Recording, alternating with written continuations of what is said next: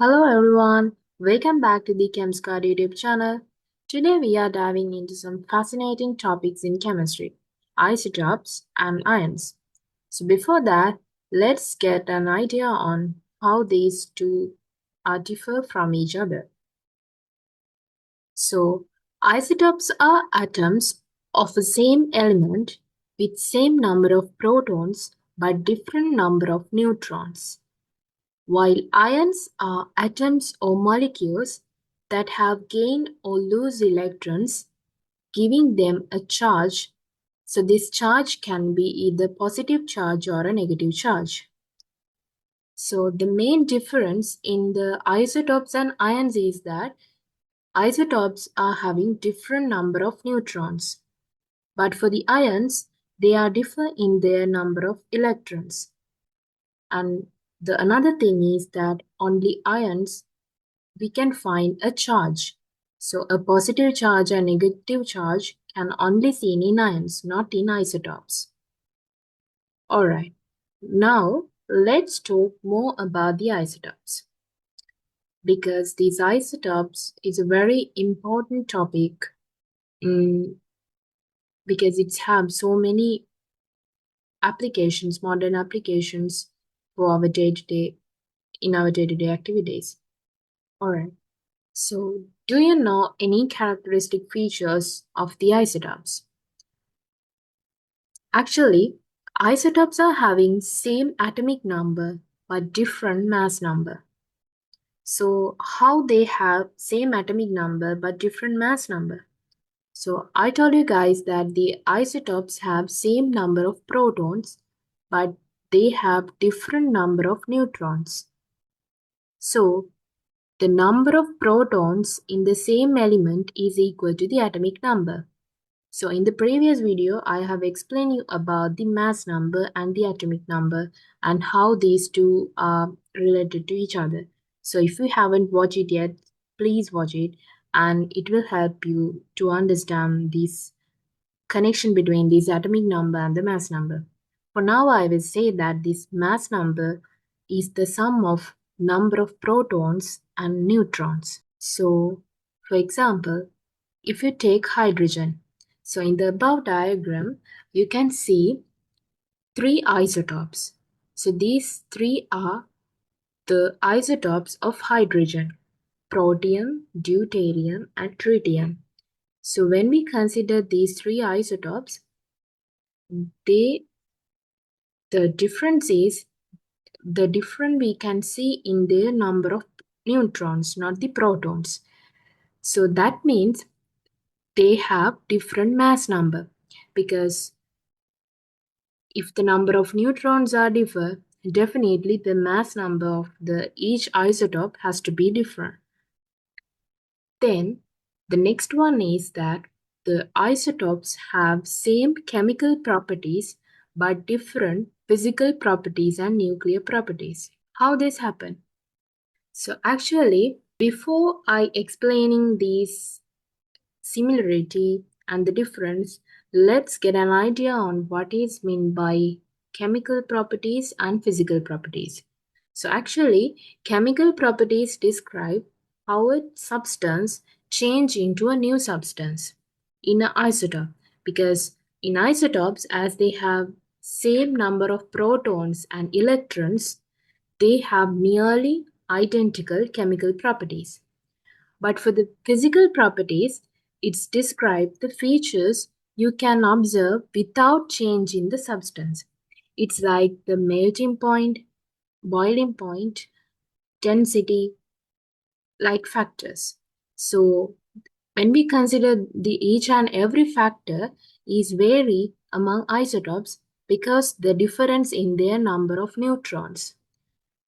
So that's how they have same chemical properties but different physical properties.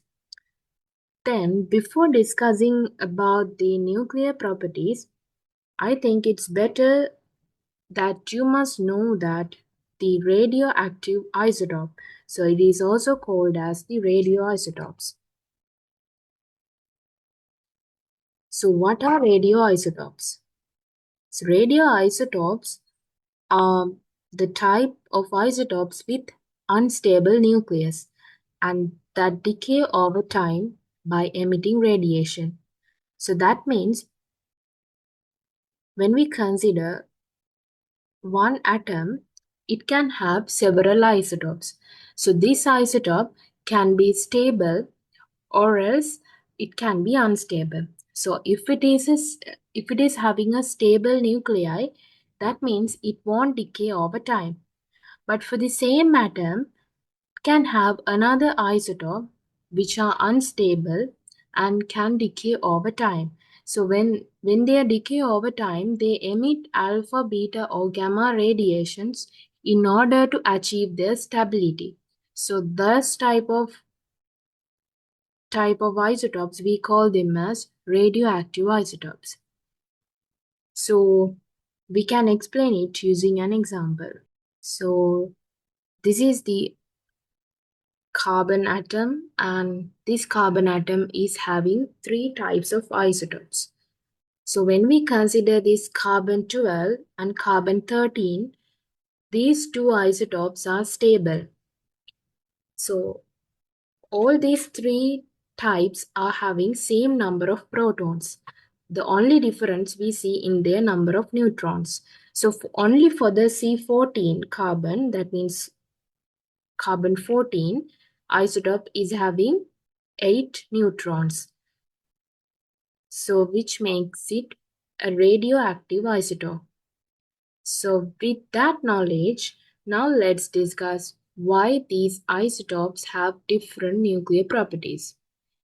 Now I think you guys know the answer for that, and I want you to pause the video and think before I tell the answer.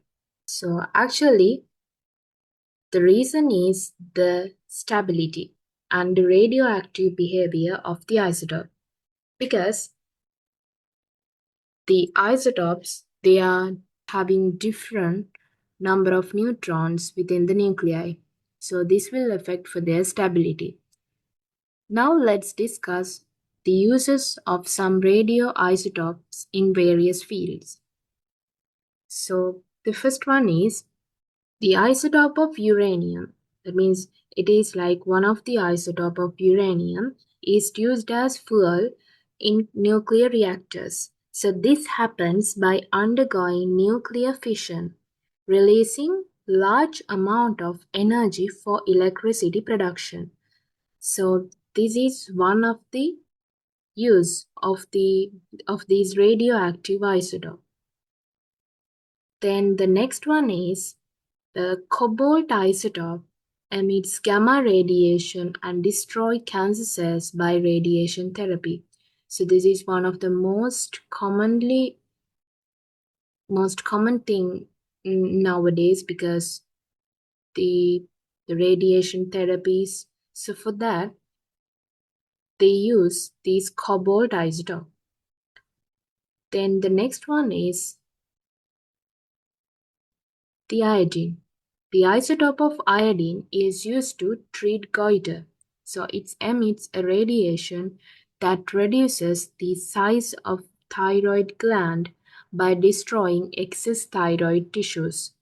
So these are some most commonly used radioisotopes for these day-to-day means the practical application of these radioactive isotope.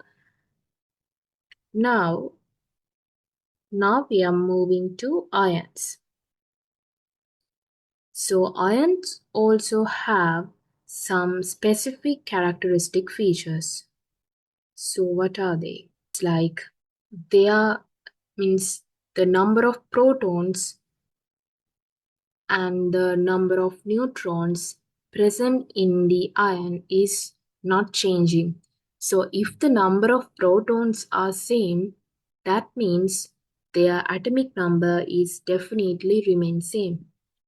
And we know that the mass number is the sum of number of protons and neutrons.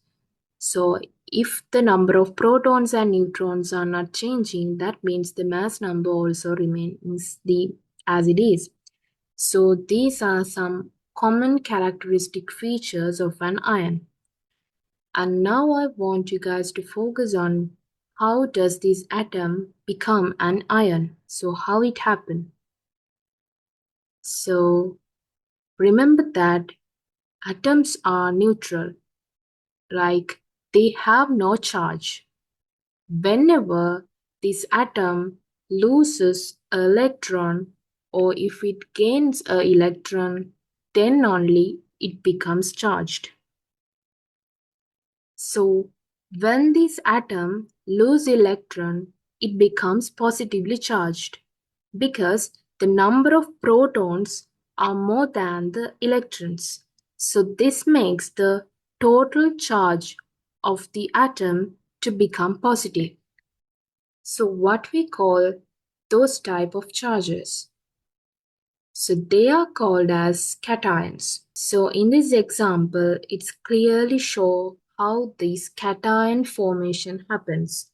So there is an electron which is in red color. So this electron is found in the outermost shell of this sodium atom. So this electron is loses from this orbit, and then if it lose electron, that means the number of positive charges or the protons within this sodium atom becomes greater, which makes it a positive charged ion. Then how does this atom become a negative charged one? So this happens when the atom gains electrons, it becomes negatively charged. So now what happens is the number of electrons are greater than the protons.